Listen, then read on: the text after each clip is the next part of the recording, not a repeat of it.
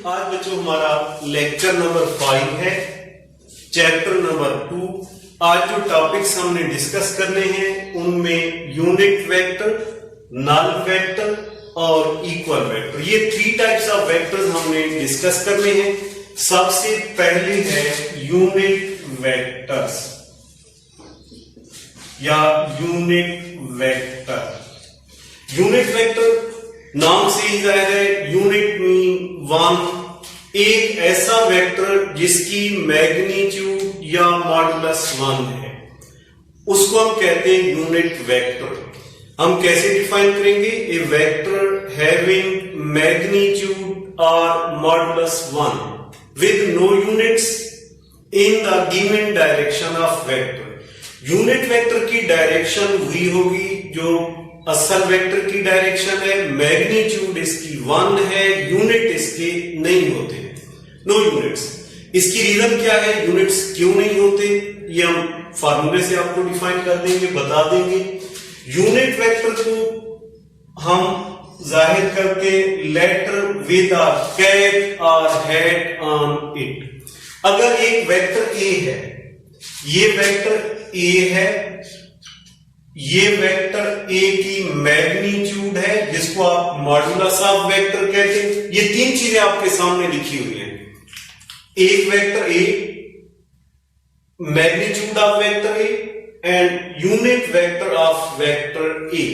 अगर मैं इनको एक्सप्लेन करके लिखना चाहूं तो मैं यूं लिख सकता हूं कि वेक्टर ए, इसको हम कहेंगे कि ये वेक्टर ए है, इसको हम कहेंगे magnitude of vector. As you know, magnitude of vector is written by modulus of that vector or a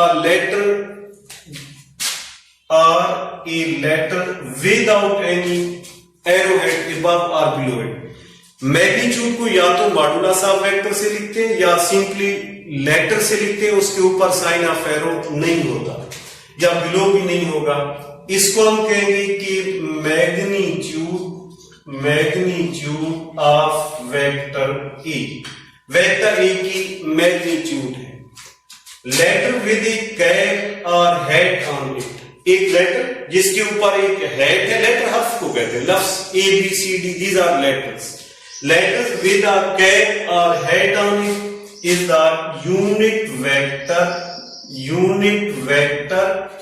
of vector A, unit vector of vector A. How we can obtain unit vector? Unit vector हम कैसे हासिल करते हैं? Unit vector is obtained by dividing a vector by its magnitude. Unit vector को हम कैसे हासिल करते हैं? किसी वेक्टर को उसकी मैग्नीट्यूड पे डिवाइड कर देने से यूनिट वेक्टर हासिल होगा। Unit vector is obtained by dividing a vector with its magnitude. अगर आप ये वेक्टर फाइंड करना चाहें इसी फार्मूले से, मैग्नीट्यूड को आप इस साइड पे ले जाएं, अब ये यूं बन जाएगा unit vector into magnitude of vector that is equal to vector A. Vector A हासिल करने के लिए क्या करेंगे हम कि ये vector A divided by magnitude of vector, magnitude को आप इस साइड पे ले जाए। अब vector A is equal to unit vector into magnitude और this is also written as vector A is equal to magnitude of vector into unit vector. बच्चों मैं पहले भी कह चुका हूं कि इसके यूनिट नहीं होते। क्यों यूनिट नहीं होते? Because it is a ratio between vector and its magnitude. Let example लेते हैं कि वेक्टर v है, वेक्टर v वेलोसिटी वेक्टर है, इसकी कीमत है 5 metre per second in given direction. जो भी इसकी डायरेक्शन है, नॉर्थ है, साउथ है, ईस्ट है, वेस्ट है, पर्टिकुलर डायरेक्शन में। अगर आप इसकी मैग्नीट्यूड लेना चाहें तो इसकी मैग्नीट्यूड यूं होगी 5 मीटर पर सेकेंड स्क्वायर और इसका under root that is equal to 5 metre per second.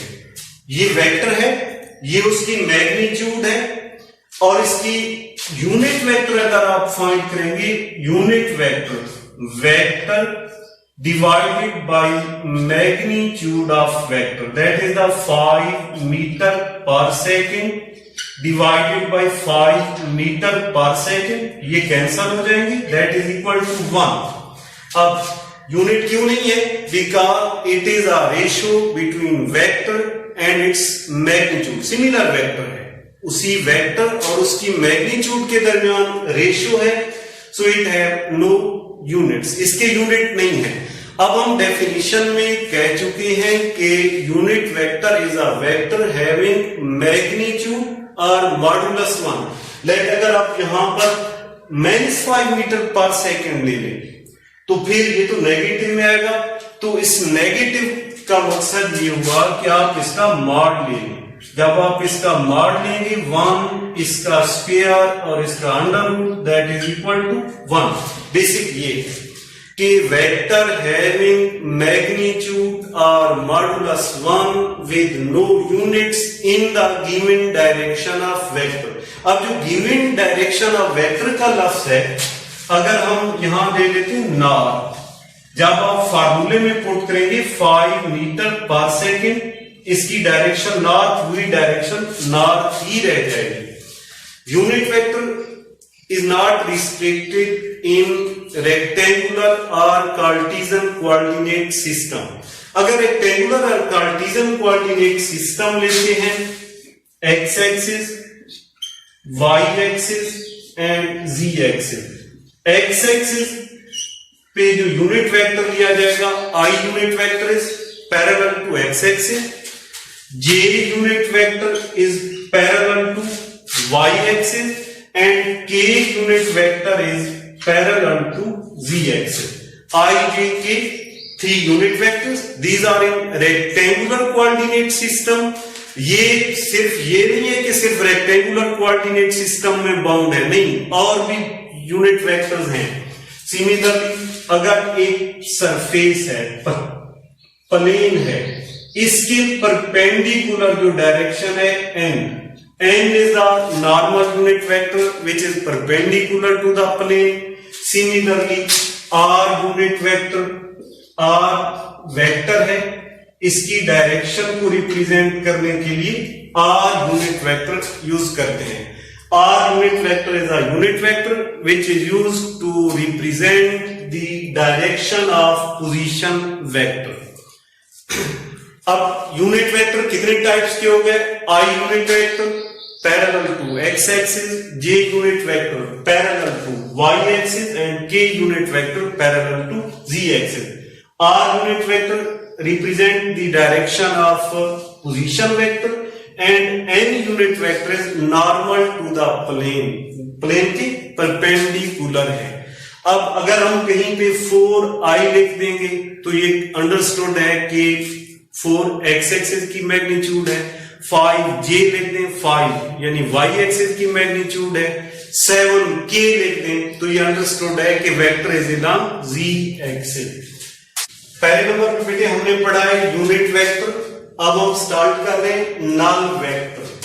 Null vector या दूसरा नाम इसका है जीरो वेक्टर। नल वेक्टर भी कहते हैं इसको, जीरो वेक्टर भी इसको हम कहते हैं। नल वेक्टर और जीरो वेक्टर, कोई भी वेक्टर अगर दूसरे वेक्टर में जमा हो, ये एक बात तो ये है कि वेक्टर सिमिलर नेचर के आपस में जमा होते हैं। अब अगर किसी वेक्टर को उसके अपने ही नेगेटिव वेक्टर से जमा कर दें तो रिजल्ट नल वेक्टर या जीरो वेक्टर आएगा।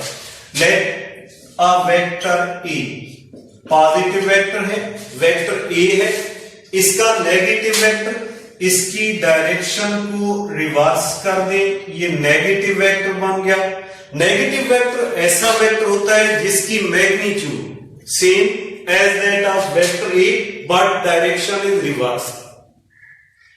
अगर आप इस वेक्टर ए को उसके अपने ही नेगेटिव वेक्टर में जमा कर रहे हैं, जिस तरह वेक्टर ए है प्लस नेगेटिव ए, वेक्टर ए को उसके अपने ही नेगेटिव वेक्टर में जमा कर दिया, the result will be null vector or zero vector.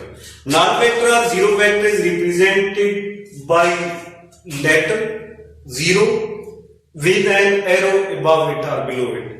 किसी वेक्टर को उसके अपने नेगेटिव वेक्टर में जमा कर दें, रिजल्ट उसका जो भी आएगा वो वेक्टर होगा, उसको आप कहेंगे null vector.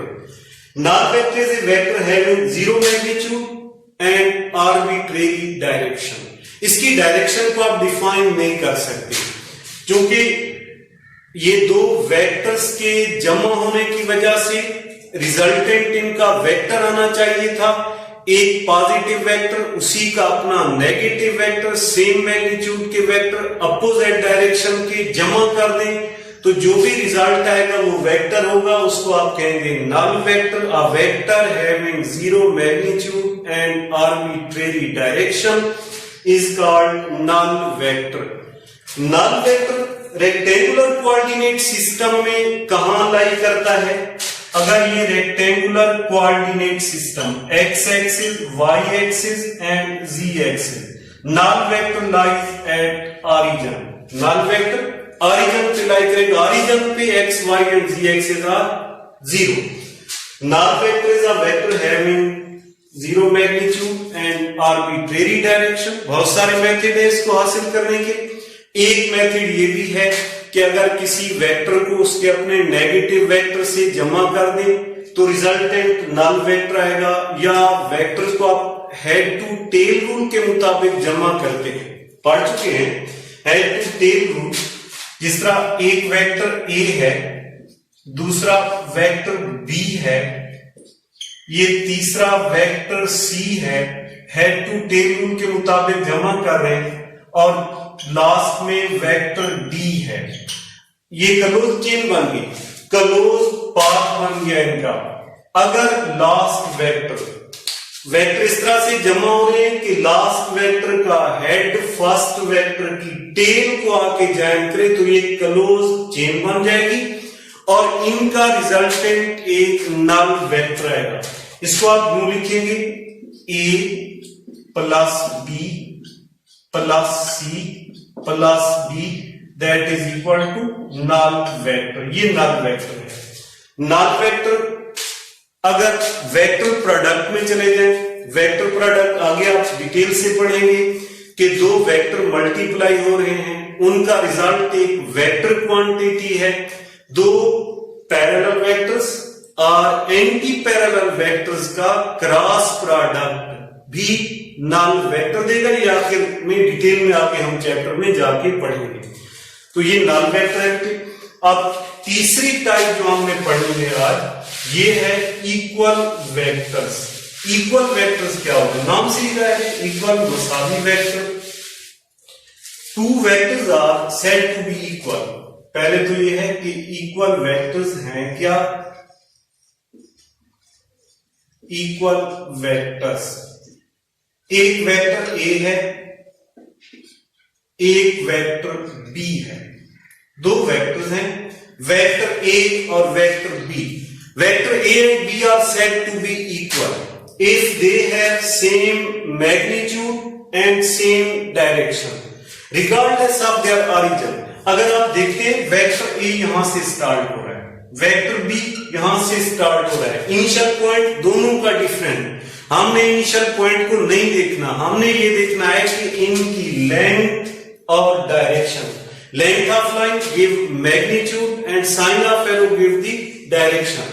If two vectors have same magnitude and same direction, they are said to be equal vector. अब दूसरे अल्फाज में आप यूं भी कह सकते हैं, two vectors that are parallel to each other having same magnitude are said to be equal vector. If the sides of triangle, rectangle हमने लेते, if the sides of rectangle are taken in the form of vectors. अगर sides को आप vector form में ले रहे हैं, अब हम यूं कह सकते हैं ए बी सी डी. यहां पर कौन कौन से इक्वल वेक्टर्स हैं? A B. is said to be equal vector of vector CD. AC is equal to DB या BD. हम यूं कहेंगे कि vector AB is equal to vector CD. AB is equal to vector CD. Similarly, AC vector is equal to BD vector. यानी क्या कह सकते हैं कि two vectors are said to be equal if they have same magnitude and same direction regardless of their origin. Equal vectors में हम सिर्फ दो चीजें देखते हैं, एक मैग्नीट्यूड लेंथ और दूसरी डायरेक्शन. अगर दो वेक्टर्स की लेंथ और डायरेक्शन सेम है then they are said to be equal vectors. तो आज का जो हमारा टॉपिक था, आज हमने यूनिट वेक्टर, नल वेक्टर और इक्वल वेक्टर्स पढ़े.